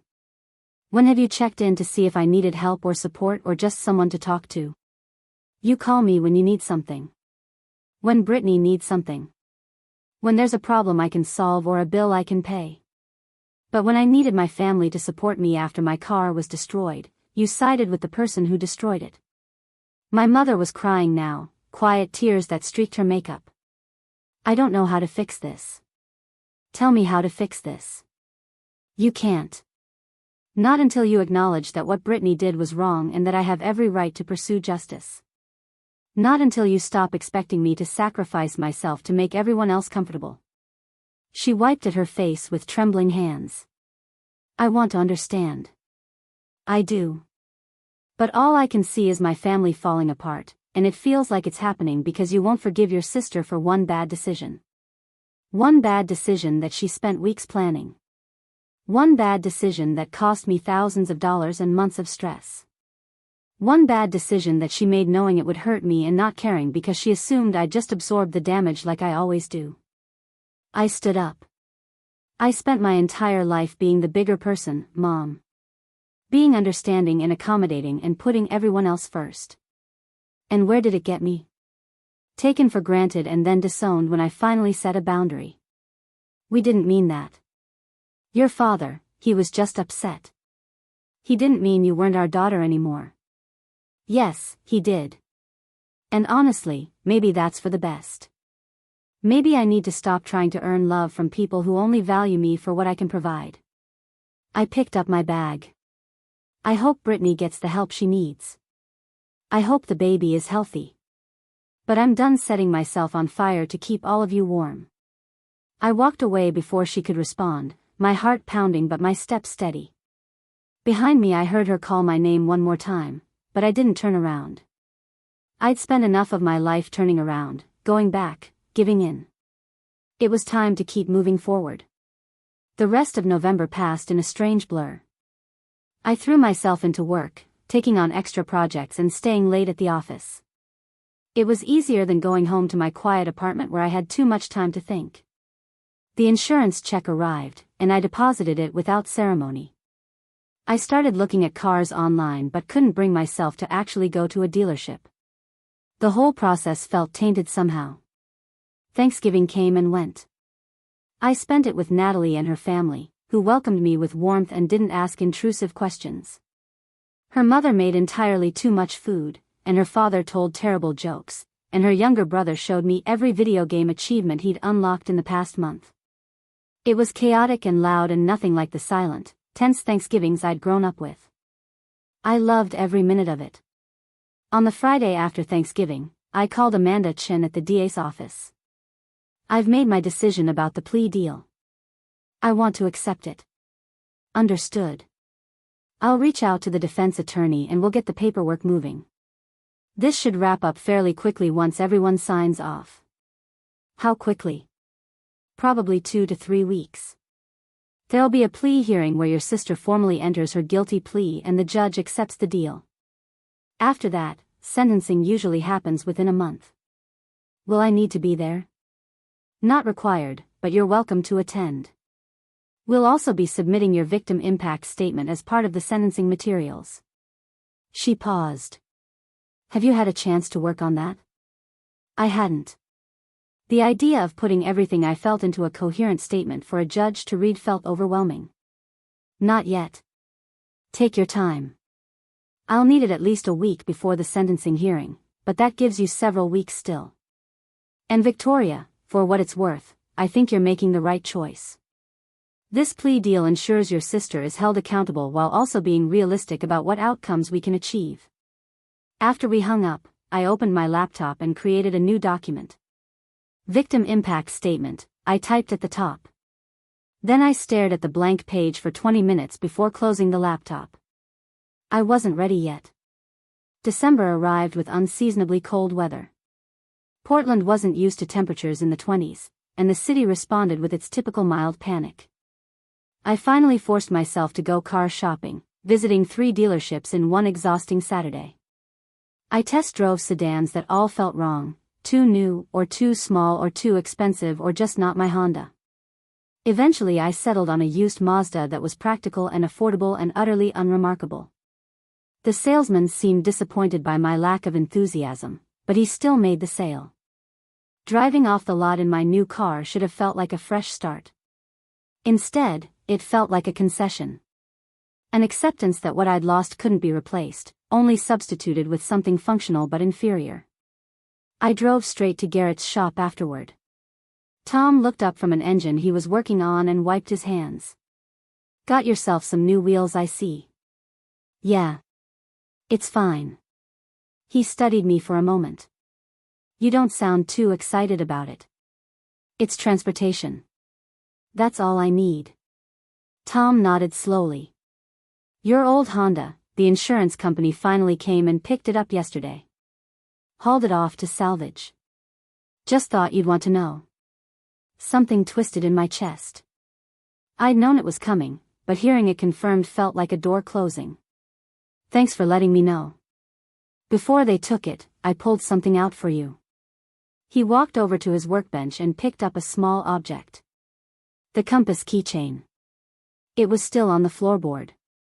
"Figured you might want it back." He held it out, and I took it carefully. The brass was scratched and the glass face was cracked, but when I held it level, the needle still pointed north. Damaged but functional. Still working despite everything. "Thank you, Tom. This means a lot. That car meant something to you. I could tell from the first time you brought it in for an oil change. You took care of it like it mattered." He paused. "I'm sorry your sister took that from you." I clutched the compass tightly. "Me too." That night I sat at my kitchen table with the compass in front of me and finally opened my laptop again. The victim impact statement document stared back at me, still mostly blank except for the title. I took a deep breath and started typing. "Your Honor, my name is Victoria Hayes, and I'm writing to provide context about how my sister's actions have affected my life. The car she destroyed wasn't just a vehicle to me. It represented 2 years of careful saving, of sacrifices made and goals achieved. It was the first major purchase I made entirely on my own, proof that hard work could lead to tangible results." I paused, reading what I'd written. It felt too sterile, too focused on the material loss. I deleted it and started over. When my sister asked to borrow my car that morning, I didn't hesitate to say yes. That's what family does. We help each other. I trusted her completely, never imagining she would use that trust as a weapon against me. The discovery that she'd planned this for weeks, that she'd calculated how to destroy my property and profit from it, that she'd counted on my love for her to keep me silent, that betrayal cuts deeper than the financial loss. Better. More honest. I kept writing, the words flowing faster now as I let myself articulate everything I'd been holding in. The fear when I first got the call. The confusion when the details didn't add up. The grief of realizing someone I loved had deliberately hurt me. The isolation of being blamed for refusing to be victimized. An hour later I had 3 pages. I read through them, making small edits, and then saved the document. I wasn't ready to send it to Amanda Chin yet, but at least it existed now. At least I'd put words to the wound. The week before Christmas, I received a text from Kyle. Brittany had the baby. Girl, 7 pounds 3 ounces. Both healthy. Thought you'd want to know. I stared at the message for a long time. I had a niece. Somewhere in a hospital room, probably surrounded by my parents and extended family, a baby girl had just entered the world. And I wasn't there. Would never be the aunt who showed up for birthdays and school plays. Would never teach her things or watch her grow up. Another loss to add to the pile. I texted back a simple, "Thank you for telling me," and left it at that. What else was there to say? Congratulations felt hollow when I wasn't welcome to be part of this child's life. I wondered what they'd tell her about me as she grew up. Would they say her Aunt Victoria was mean and vindictive? That I'd put her mother in legal trouble over something petty? Or would they just erase me entirely, the way they'd tried to erase my contributions to the family? Christmas came and I spent it alone by choice. Natalie had invited me to join her family again, but I declined. I needed the solitude, needed to sit with the reality of my new normal. I made myself a nice dinner, watched movies, and tried not to think about what my family was doing across town. Whether they missed me at all or if my absence made everything easier. The plea hearing was scheduled for the first week of January. I didn't attend. Amanda Chen called me afterward to confirm everything had gone according to plan. Your sister pled guilty to criminal mischief in the first degree. The judge accepted the plea and scheduled sentencing for January 28th. I'll need your victim impact statement by the 21st. I'll have it to you by then. How are you holding up? The question caught me off guard. Prosecutors probably didn't usually ask victims that. I'm managing. For what it's worth, you've handled this with remarkable composure. A lot of people in your situation would have either backed down or become consumed by anger. You've walked a middle path that's not easy. After we hung up, I thought about her words. Composure. Was that what this was? Or was I just numb, going through motions without fully processing what I'd lost? I'd cut off my entire family, watched my sister be prosecuted, spent the holidays alone. But I'd also set boundaries, demanded accountability, and refused to compromise my self-worth. Both things were true simultaneously. I spent the next week polishing my victim impact statement. Reading it aloud to make sure it sounded right. Sharing it with Natalie, who read it silently and then hugged me tight without saying anything. Finally, on January 20th, I emailed it to Amanda Chen with a subject line that read simply, Victim Impact Statement, Hayes Case. Her response came within an hour. Victoria, this is powerful and articulate. Thank you for trusting me with it. I'll make sure the judge reads it before sentencing. The sentencing hearing was on a Thursday morning. I'd taken the day off work, telling Claire I had a personal matter to attend to. She nodded understandingly and told me to take all the time I needed.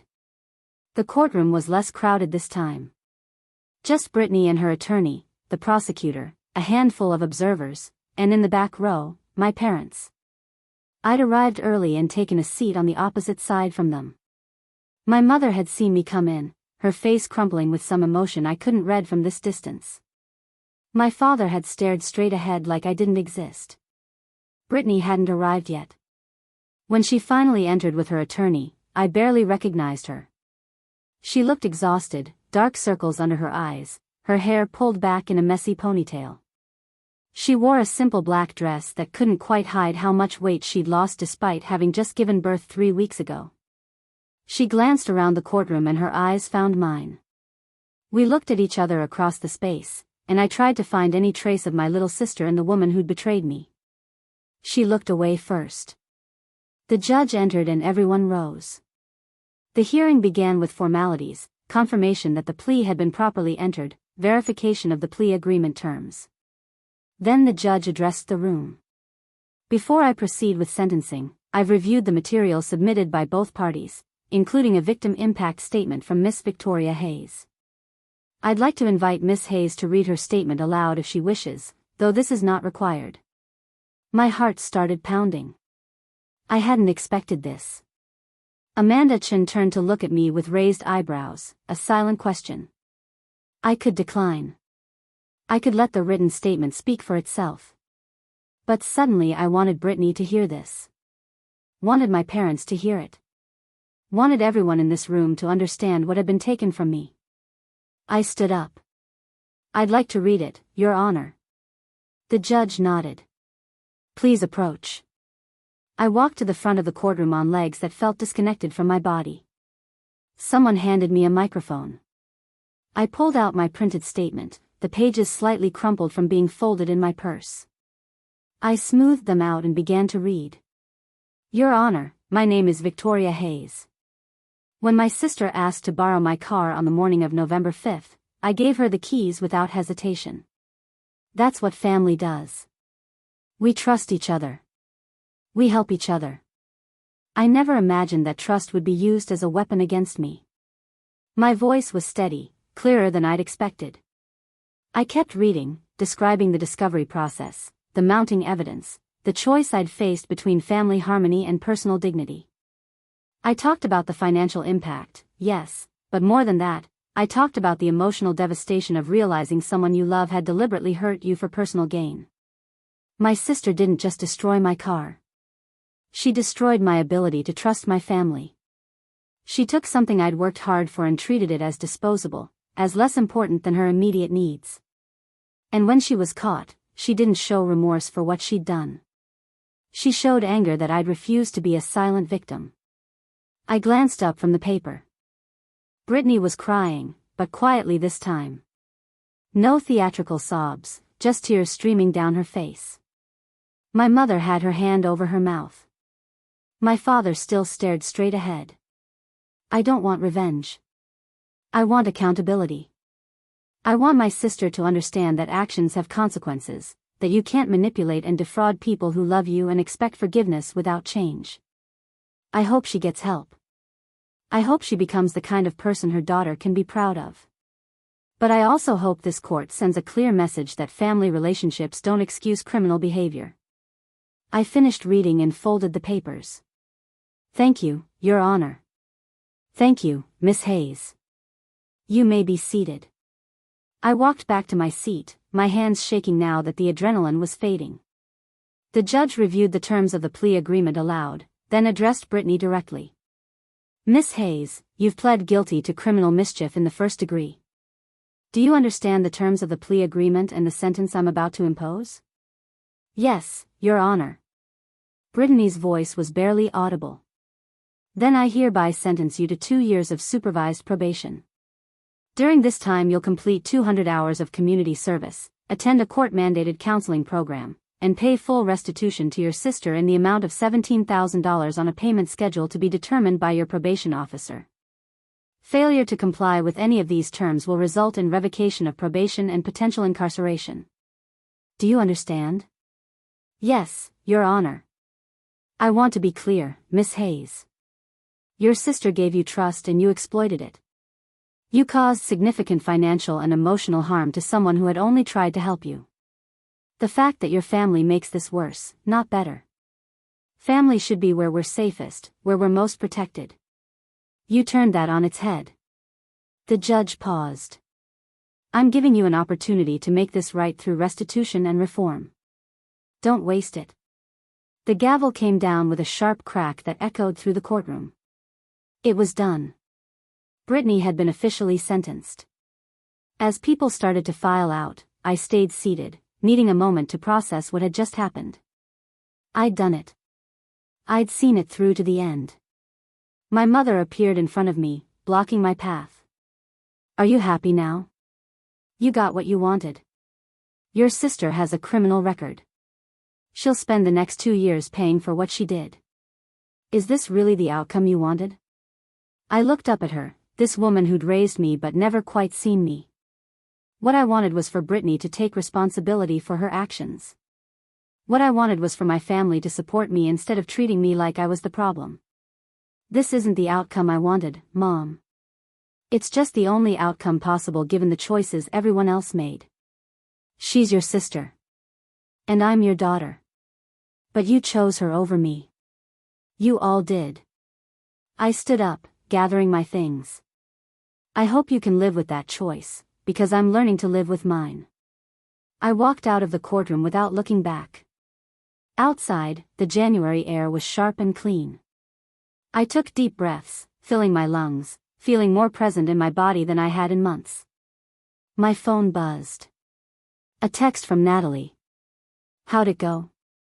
It's over, I typed back. Meet me at Blue Moon. Already on my way. I drove to the cafe in my adequate Mazda, parked in the lot, and went inside. The familiar smell of coffee and pastries wrapped around me like a hug. Natalie was already there in our usual booth. She stood up when she saw me and pulled me into a tight embrace. You did it, she said into my shoulder. You actually did it. Yeah. My voice sounded strange, hollow but relieved. I did. We sat down and ordered coffee. For a long moment, neither of us spoke. Then Natalie reached across the table and squeezed my hand. So what now? Now I figure out how to build a life without them. How to be okay with the fact that doing the right thing cost me my family. You still have family. It just looks different now. She gestured around the cafe. Me. My parents. Claire from your work who keeps checking on you. Tom at the garage. Family isn't always blood, Vic. Sometimes it's the people who show up when everyone else walks away. She was right. Over the past few months, I'd learned that chosen family could be just as real as biological family. Maybe more real, because it was based on mutual respect and genuine care rather than obligation and shared DNA. Thank you, I said quietly. For everything. For believing me, for supporting me, for not telling me to just let it go and move on. That's what friends do. Real friends, anyway. We spent the next hour talking about everything except the sentencing. Natalie told me about the guy she'd been seeing, a graphic designer who was apparently terrible at texting but great at making her laugh. I told her about a new account my firm had landed, a local brewery that wanted a complete rebrand. Normal conversation about normal things, and it felt like medicine. When I finally got home that evening, my apartment was quiet but not oppressively so. I changed into comfortable clothes, made myself dinner, and settled on the couch with a book I'd been meaning to read. The compass keychain sat on my coffee table where I'd placed it weeks ago. I picked it up, feeling the weight of it, watching the needle swing and settle pointing north. My grandmother's voice echoed in my memory. You'll always find your way as long as you stay true to yourself. I'd stayed true to myself throughout this nightmare. I'd refused to compromise my integrity even when it would have been easier. I'd chosen accountability over false peace. And yes, it had cost me. But what would it have cost me to do anything different? My self-respect? My sense of justice? My ability to look at myself in the mirror? I set the compass back down and opened my book. Outside, Portland did what it did best, drizzled rain against my windows in a steady rhythm that was oddly comforting. My phone sat silent beside me, no calls from family demanding something, no texts requiring emotional labor, no expectations I couldn't meet. Just peace. Complicated, hard-won, imperfect peace. February arrived with unexpected sunshine that felt almost aggressive after months of gray. Portland seemed confused by it, everyone squinting at the brightness like moles emerging from underground. I'd fallen into a routine that felt sustainable if not exactly joyful. Work, gym, occasional dinners with Natalie, weekends spent reading or exploring parts of the city I'd never bothered visiting before. I was rebuilding, slowly, like constructing a house brick by careful brick. The first restitution payment arrived in mid-February. A check for $200 made out in Brittany's handwriting, accompanied by no note or explanation. Just my name, the amount, and her signature. I stared at it for a long time before depositing it via my phone app.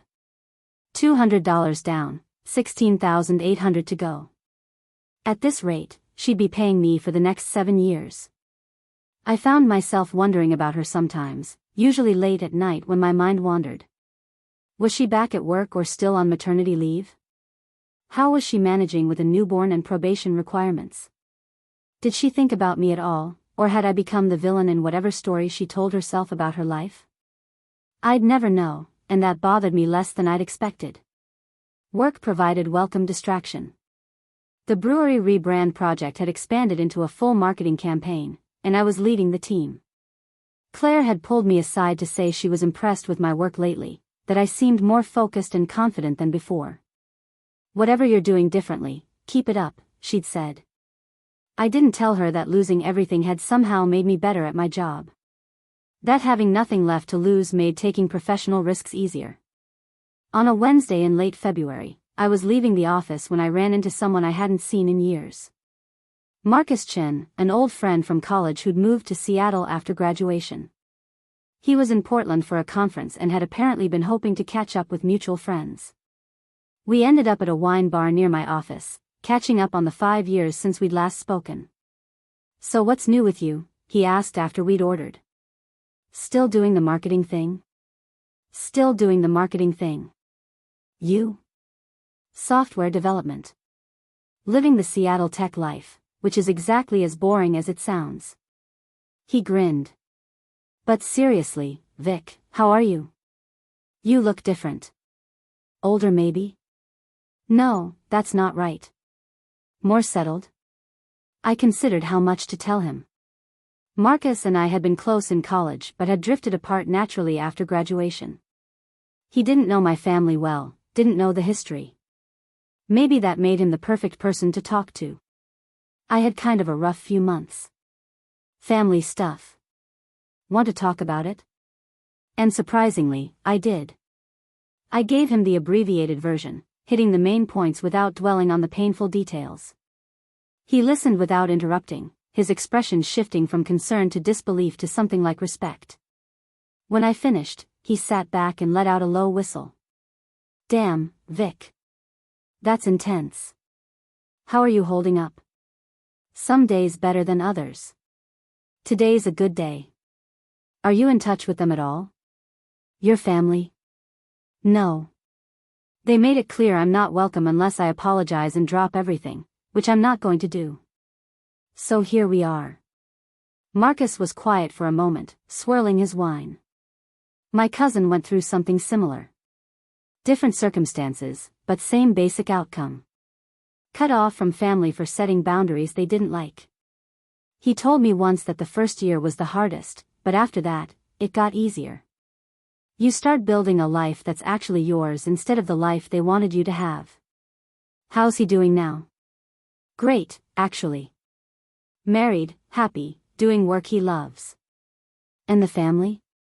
Some of them eventually came around, apologized, rebuilt the relationship on better terms. Others never did. But he said he doesn't regret it because staying would have meant losing himself.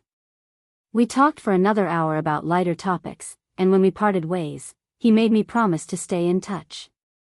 Come visit Seattle sometime. I'll show you around, introduce you to some people. Fresh start might be good for you. Maybe I will. Driving home, I thought about what Marcus had said. A fresh start. I'd been so focused on surviving the current situation that I hadn't really considered what came next. What did I want my life to look like a year from now? 5 years from now? For so long, my identity had been wrapped up in being the responsible daughter, the reliable sister, the person who held everything together. Without that role, who was I?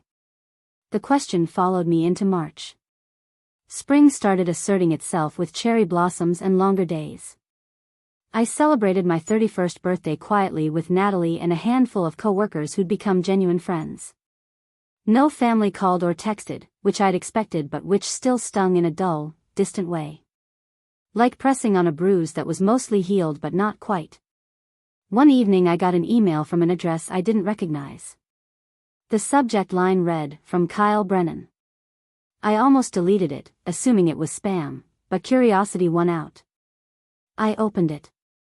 Victoria, I hope you don't mind me reaching out. I got your email from Natalie, who I ran into at the grocery store last week. She thought you might be okay with hearing from me, but if I'm wrong, just delete this and I won't bother you again. I wanted you to know that I've been following through on leaving Brittany. The custody arrangement is getting finalized next month, and I'll have our daughter every other weekend plus one evening a week. Her name is Emma, by the way. I thought you'd want to know. I also wanted to tell you that I've been going to therapy to work through everything that happened. My therapist helped me see how much I enabled Brittany's behavior by making excuses for her, and I'm trying to do better. I don't expect you to forgive either of us, but I wanted you to know that some of us are trying to learn from this. Take care of yourself. Kyle. I read the email 3 times. Emma. My niece's name was Emma. I tried to picture her, this baby I'd never met, who'd never know me. Kyle's words about therapy and accountability surprised me. He was taking responsibility for his part in things, which was more than anyone else in my family had done.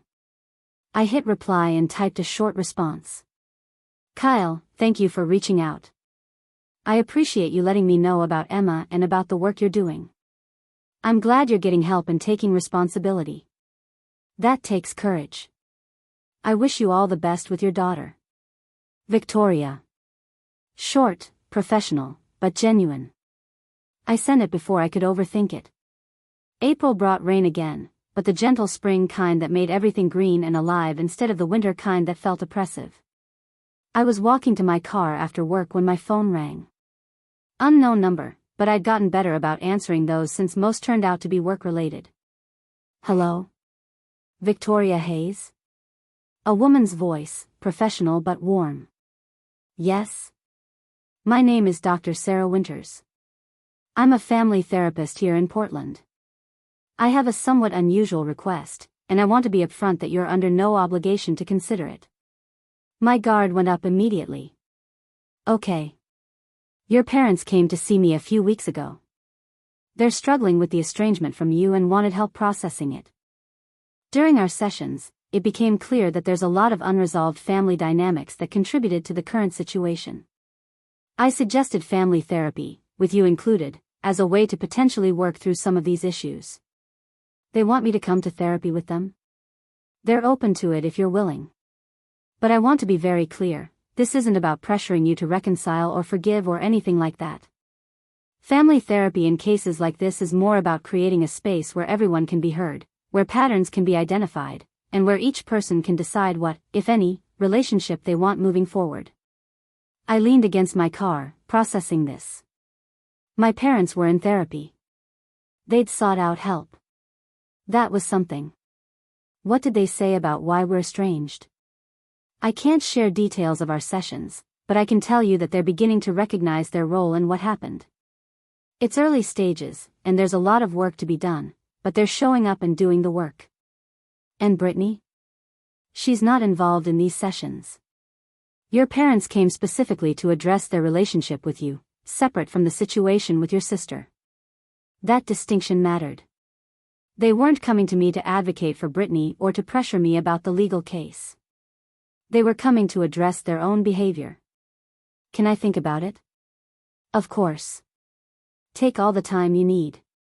I'll email you my contact information, and if you decide you're interested, just reach out and we'll schedule something. No pressure either way.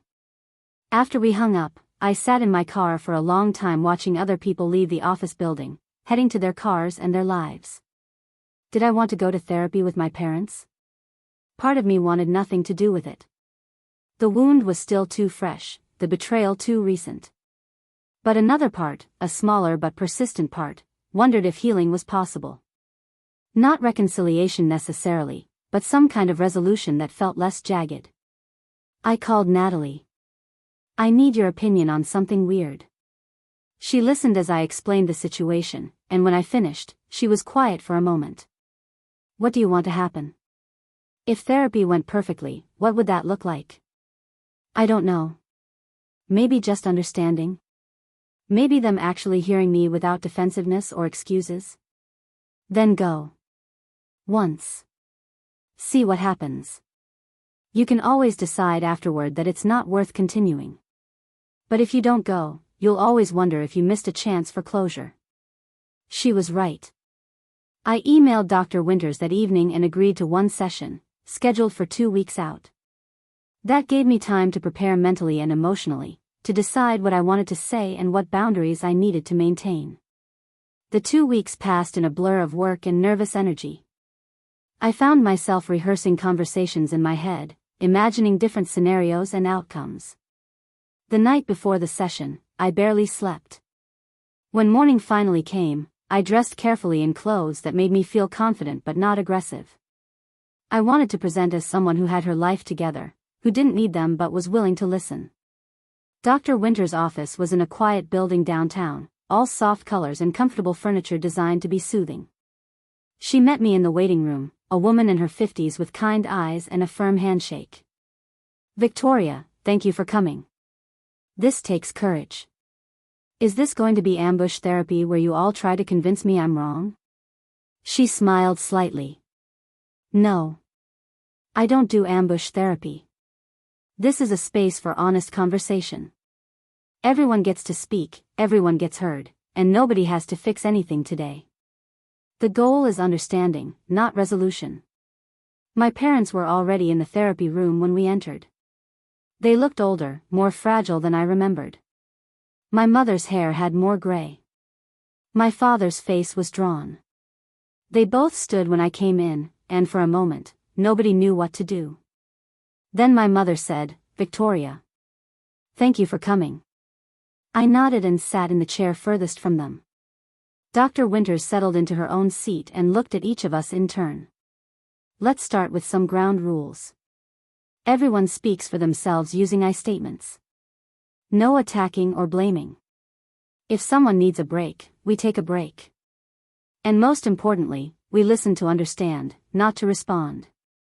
Does everyone agree? We all nodded. Dr. Winters turned to my parents. We've been working on some things in our previous sessions. Why don't you start by sharing with Victoria what you've been learning? My father cleared his throat. He looked uncomfortable, like he'd rather be anywhere else. We've been talking about how we treated you growing up. How we had different standards for you and Brittany. Dr. Winters helped us see that we gave Brittany more leeway because we thought she needed it more, but that wasn't fair to you. My mother jumped in. We took you for granted.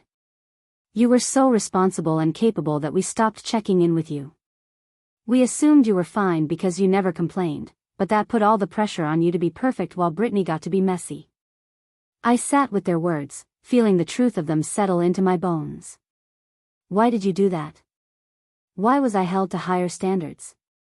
My mother's eyes filled with tears. Because you reminded me of myself. And I was hard on myself, so I was hard on you. I thought I was preparing you for the real world, teaching you to be strong. But I wasn't seeing how much pressure that put on you. And when I finally set a boundary with Brittany, when I refused to just absorb her actions and move on, you punished me for it. You disowned me. My father winced. I was angry. I felt like our family was falling apart and I didn't know how to fix it, so I lashed out at you because you were the one making waves. But that wasn't fair. Brittany was the one who did something wrong, not you. Do you actually believe that? That she was wrong and I had a right to hold her accountable? They looked at each other, some silent communication passing between them. My mother spoke first. Yes. What she did was calculated and wrong. We've been talking to her separately, and she's admitted things to us that make it clear she knew exactly what she was doing. We were so focused on protecting her and the baby that we couldn't see we were asking you to be victimized. Something cracked open in my chest. Hearing them say it out loud, actually acknowledging what had happened, meant more than I'd expected. I needed you to have my back. I needed my parents to support me when I was hurt. Instead, you made me feel like I was destroying the family by refusing to stay silent.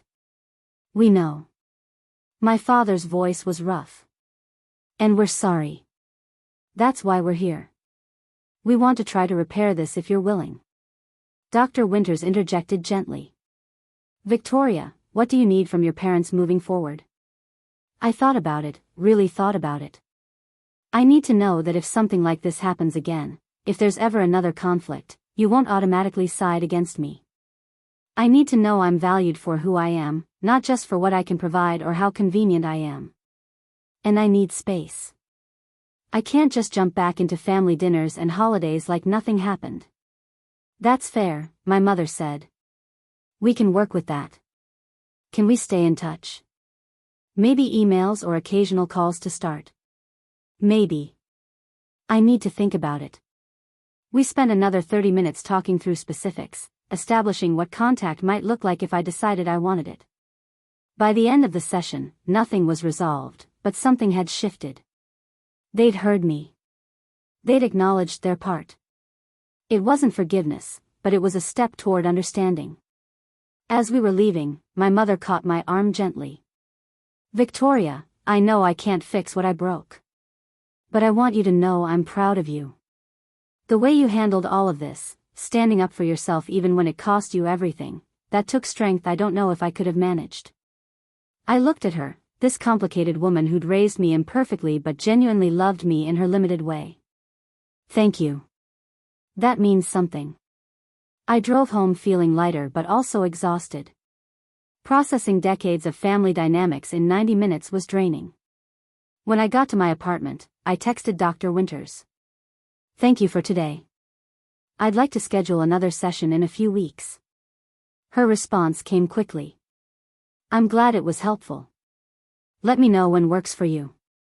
May arrived with warmth and possibility. The trees were fully leafed out, flowers bloomed in every neighborhood, and Portland remembered why people chose to live here despite the 9 months of rain. I started running in the mornings, something I'd never made time for before. There was something meditative about the rhythm of feet on pavement, the way my mind could wander while my body worked. The second restitution check arrived. Another $200. I deposited it and filed the receipt with the first one.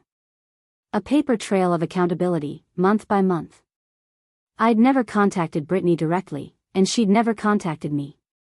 We existed in separate spheres now, connected only by this financial obligation and a niece I'd never meet. Or so I thought. In late May, I received an email from an unfamiliar address. The subject line read, "An apology, if you'll read it." I hovered over the delete button for a solid minute before curiosity won out. I opened it. Victoria, I know I have no right to contact you. I know you probably don't want to hear from me. But I've been working with a therapist as part of my probation requirements, and she's been helping me understand the full scope of what I did. Not just the legal stuff, but the betrayal. The way I used your trust and your love as weapons against you. I'm not asking for forgiveness. I don't deserve that. I'm just writing to say I'm sorry. Really, truly sorry. I was desperate and scared, and instead of asking for help like a reasonable person, I decided to solve my problems by hurting you. That was wrong. There's no excuse for it, no justification. It was just wrong. I'm paying you back every month, and I'll keep paying you back until every penny is returned. But money can't repair what I broke between us. I know that. I guess I'm writing because my therapist said taking responsibility means acknowledging harm without expecting anything in return. So that's what this is. An acknowledgement that I harmed you, that you didn't deserve it, and that I'm sorry. I hope you're doing okay. I hope you found peace. You deserved better from me, and I failed you. I'm working on being better, for Emma's sake if nothing else. She deserves a mother who makes good choices. Brittany. I read the email 3 times, searching for manipulation or excuses, but I couldn't find any. It was straightforward and honest in a way Brittany had never been before. I didn't respond. I wasn't ready for that. But I didn't delete it either. I saved it in a folder and closed my laptop. Summer unfolded with long days and warm evenings. I continued therapy with my parents every 3 weeks, slowly rebuilding trust and establishing new patterns. We were never going to have the relationship I'd wanted as a kid, but we were building something honest and boundaried that felt sustainable. My father started texting me occasionally, just simple things like articles he thought I'd find interesting or photos of his garden. My mother called once a month, and we'd talk for 15 or 20 minutes about surface-level things, carefully avoiding mines. In July, I got a promotion at work. Senior marketing strategist with a significant raise and more responsibility. Claire took me out for celebratory drinks and toasted my success. You've really come into your own this past year. Whatever journey you've been on, it's made you a better professional. Thanks. It's been a weird year. The best growth usually comes from weird years. On a warm evening in August, almost 10 months after that initial phone call about the accident, I was sitting on my small balcony watching the sunset when my phone buzzed. A text from my mother. Would you be willing to meet for coffee sometime this week?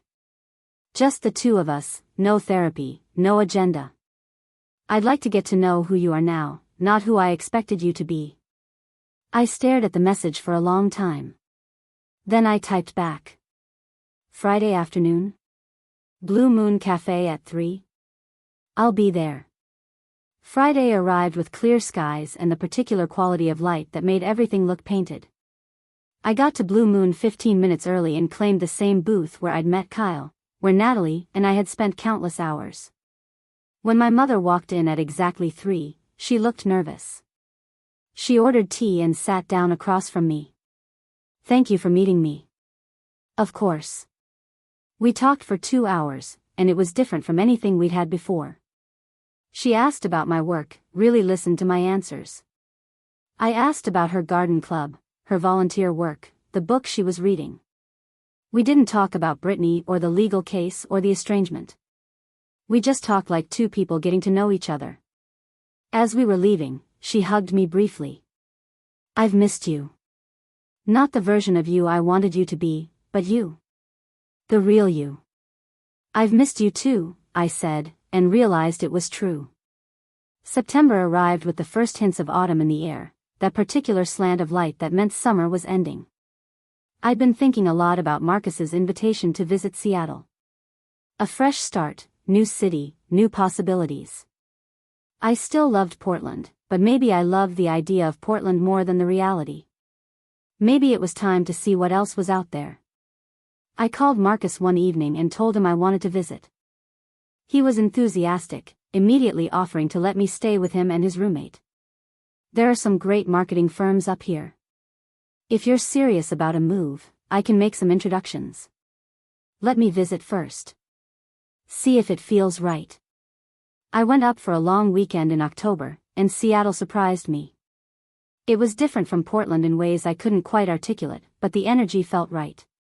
Marcus introduced me to his friends, showed me neighborhoods, took me to his favorite spots. By the end of the weekend, I was seriously considering a move. Back in Portland, I talked it through with Natalie over our usual coffee. Would you hate me if I moved to Seattle? Yes, but I'd also understand. Sometimes you need a completely fresh start, somewhere without ghosts on every corner. She grabbed my hand across the table. But you better visit all the time, and I better be the first person you call when you need someone. Obviously. The decision solidified over the next few weeks. In November, almost exactly a year after the accident that had changed everything, I gave Claire my notice. She was disappointed but supportive. You've earned this. Go build something new. My last day at the firm was bittersweet. My coworkers threw me a small party, and several people told me I'd inspired them with my resilience this year. I hadn't realized anyone had been paying that much attention. I told my parents about the move during one of our coffee meetings. My mother looked sad but didn't try to talk me out of it. Will we stay in touch? Of course. Email, calls, maybe visits. But I need this. I need to be somewhere that isn't tied to everything that happened. I understand. And Victoria, I'm proud of you for building the life you want instead of the life we expected. On a cold December morning, professional movers loaded my belongings into a truck. I'd purged a lot of stuff, donated boxes of clothes and books and kitchen items I didn't need. The compass keychain sat carefully wrapped in my purse, one of the few items I'd packed myself. Natalie helped me clean the apartment one last time, and we both cried when it came time to say goodbye. This isn't forever, she said, hugging me tight. You're 3 hours away. We'll see each other all the time. I know. But it's still hard. Call me when you get there. And Vic? Thank you for letting me be part of your journey this year. Watching you choose yourself, watching you set boundaries and demand respect, it taught me a lot about my own life. The drive to Seattle took just under 4 hours. I'd made the trip a few times now to apartment hunt and interview for jobs, so the route was familiar. I'd accepted a position at a mid-sized marketing agency that specialized in sustainable brands, work that felt meaningful in a way my old job hadn't quite managed. My new apartment was small but bright, with big windows that let in northern light. Marcus had helped me find it, had vouched for me with the landlord.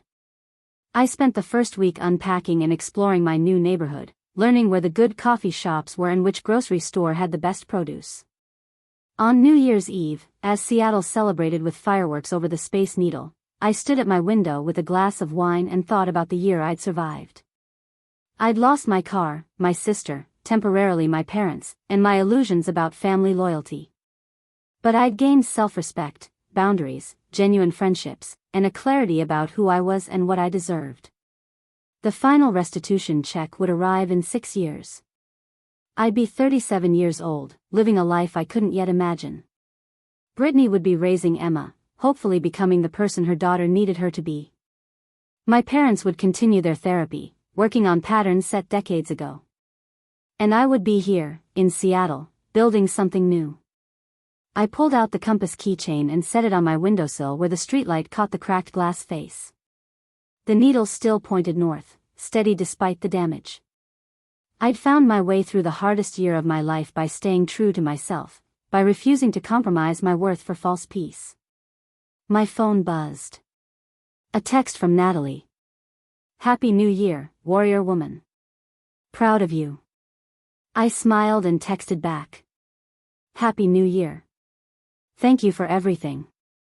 The fireworks continued outside, bursts of color against the dark sky. Tomorrow would bring new challenges, new opportunities, new growth. But tonight, I stood in my apartment in a new city with a future that was entirely my own, and that felt like the best kind of victory. Sometimes standing up for yourself costs you everything. But sometimes, losing everything makes room for something better. I didn't know what came next, but for the first time in my life, I was choosing it on my own terms. And that made all the difference. Up next, you've got 2 more standout stories right on your screen. If this one hit the mark, you won't want to pass these up. Just click and check them out.